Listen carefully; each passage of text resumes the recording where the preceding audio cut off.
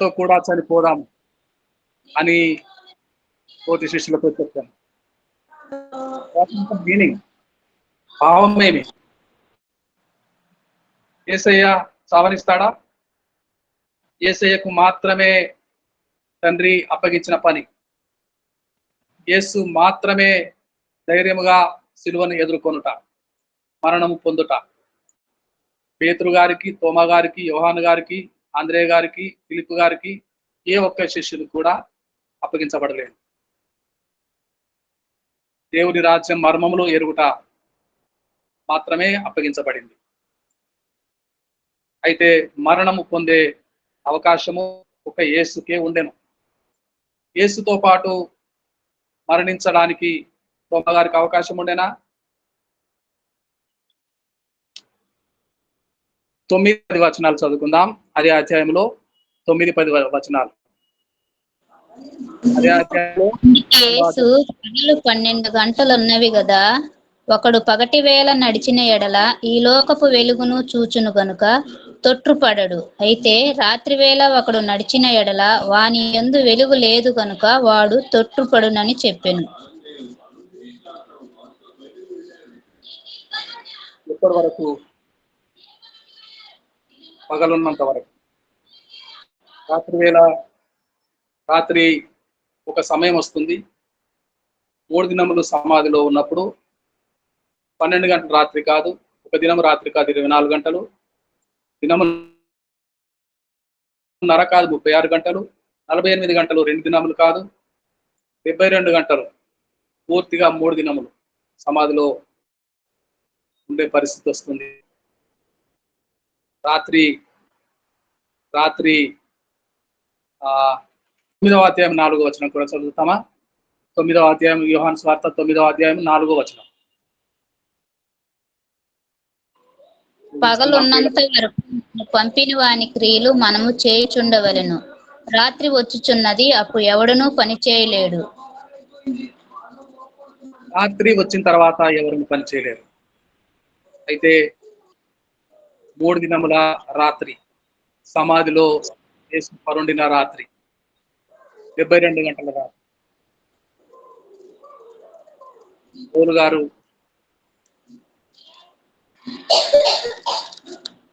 రెండో పత్రిక రాస్తూ తిమోతికి 4వ అధ్యాయము 2వ వచనం. 4వ అధ్యాయము 2వ వచనం. సమయమందును అసమయమందును ప్రయాసపడుము, వాక్యమును ప్రకటించుము. సమయమందును అసమయమందును ప్రయాసపడుము, సంపూర్ణమైన శాంతముతో ఉపదేశించుచు, ఖండించుము, గద్దించుము, బుద్ధి చెప్పుము. సువార్తికుని పని చేయము. మొదట చదవాల్సింది సువార్తికుని పని చేయము. తర్వాత సమయమందును అసమయమందును ప్రయాసపడుము. చేయవలసిన పని సువార్తికుని పని. సేవకులు, నాయకులు మనందరము కలిసి సువార్త పని చేయాలి. దినములో ఉన్నాం, పగటిలో ఉన్నాం. కబీర్ దాస్ దోహే జ్ఞాపకం వస్తున్నాయి. కల్ కరేసో ఆజ్ కర్, ఆజ్ కరేసో అబ్. రేపటి పని ఈరోజే చేయి, ఈరోజు పని ఇప్పుడే చేయి. పగలున్నంత వరకు పని చేయాలి. పగలున్నంత వరకు. ఎక్కడ నశించిపోతున్న ఆత్మ జ్ఞాపకం వస్తాడో, తారసపడతాడో ఆ వ్యక్తికి, ఆ మనిషికి, ఆత్మకు అప్పుడే సువార్త ప్రకటించాలి. లేకపోతే నాశనం వైపు వెళ్ళిపోతారు. సమయమందును అసమయమందును ప్రయాసపడి సువార్త పని చేయాలి. ఆత్మలు రక్షించాలి. కాబట్టి యేసు మత్తయి గ్రేట్ కమిషన్ మహా ఆజ్ఞ ఇచ్చినప్పుడు, యుగ సమాప్తి వరకు మీతో కూడా ఉందును, యుగ సమాప్తి వరకు మీతో కూడా ఉందును, నీ వాక్యము నా పాదములకు దీపము, ఆయన వాక్యమైన యేసు, జీవమైన యేసు మనతో ఉండగా, యుగ సమాప్తి వరకు మనతో కూడా నడుస్తూ ఉండగా, పౌలు దమస్కు మార్గములో మిట్ట పగలు యేసును చూశాడు. రాత్రి చూశాడా, పగలు చూశాడా? మిట్ట మధ్యాహ్నమే చూశాడు. గొప్ప వెలుగు ప్రకాశించిన సందర్భము, గొప్ప వెలుగు. యేసయ్య వెలుగు కుమరిస్తాడు, ప్రత్యక్షమవుతాడు. వాక్యము వెల్లడగుట తోడనే వెలుగు కలుగును. వాక్యమై ఉన్న ప్రభువు మనతో కూడా ఉంటే దినమే పగలున్నంత వరకు పని చేయుట, రాత్రి ఒకనాడు రాత్రి కలుగుతుంది. యుగము సమాప్తి అయిపోతుంది. సమయం ఉన్నప్పుడే, సమయం సద్వినియోగపరుచుకున్నప్పుడే ఎక్కడ నశించిపోతున్న సమాజము, ఎక్కడ నశించిపోతున్న సొసైటీ, విగ్రహములను పెట్టుకొని ఊరేగుతున్న వారు, పండుగలు పరితాపము సహించలేకపోయాను పౌలు గారి హృదయం ఏథెన్స్ పట్టణంలో ప్రవేశించినప్పుడు. అపోస్తల కార్యములు 17వ అధ్యాయంలో ఊరంతా విగ్రహాలు.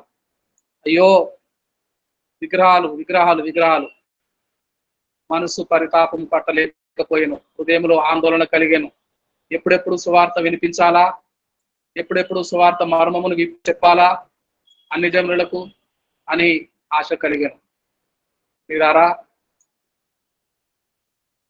కల్ करे सो आज करे सो अब. రేపటి పనిని రేపు మాపు పోస్ట్ చేయొద్దండి. ఈరోజు పనిని ఇప్పుడే చేద్దామండి. ఈరోజు పనిని ఇప్పుడే చేద్దాం. ప్రార్థన చేద్దాం, ప్రయత్నం చేద్దాం, ప్రయాసపడదాం, సువార్తికుని పని చేద్దాం, ఆత్మలు సంపాదిద్దాం.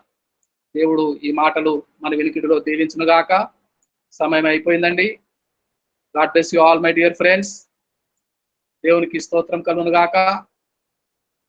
నిర్వాహకులకు, పెద్దలకు సమయం అప్పగిస్తున్నాను. గారు మంచిదండి. చక్కని వాక్యాన్ని గురించి దైవజనులకు కృతజ్ఞతలు వందనాలు. మరి ఏ రీతిగా ఉండాలో చక్కని వాక్యాన్ని గురించినటువంటి గారికి కృతజ్ఞతలు వందనాలు. ఆధ్యాత్మిక జీవితాన్ని మనం ఏ రీతిగా అభివృద్ధి చేసుకోవాలో, మరి వాయిదా వేసే వారికి ఉండకూడదని, అదే రీతిగా మరణం యొక్క విలువను తెలియజేశారు, జీవితం యొక్క విలువను తెలియజేశారు. ఎంతో శ్రద్ధగా చక్కని వాక్యాన్ని గురించారు. మరి విశ్వాసం యొక్క విలువ, మానవుని యొక్క విలువ తెలియజేశారు. కాబట్టి దైవజనులకు హృదయపూర్వక వందనాలు. వారు చేసిన పరిచయం దేవుడు దీవించాక స్పష్టంగా, ఎంతో స్పష్టంగా, ఇక విన్నటువంటి వాళ్ళు ఎలాంటి డౌట్ అనేది ఉండదండి. స్పష్టంగా క్లియర్గా దేవుడు వారి ద్వారా మనందరితో మాట్లాడి ఉన్నారు. మరి వారికి ఇంకా దేవుడు అధికమైన జ్ఞానం దయచేసి పరిచయంలో బలంగా వాడుకుంటున్న ప్రార్థన చేద్దాం. చేస్తున్న పరిచయం కోసమే, వారి కుటుంబం కోసమే ప్రార్థన చేద్దాం. దేవుడు వారు దీవించి ఆశించడు గాక. ఇంకా అనేకులను వాక్య వైపు, పాపం నుంచి దేవుని వైపు తిప్పేటటువంటి మరి జ్ఞానాన్ని వారికి ఇంకా దేవుడు దయచేసి పరిచయంలో వారిని దేవుడు బలంగా వాడుకును గాక.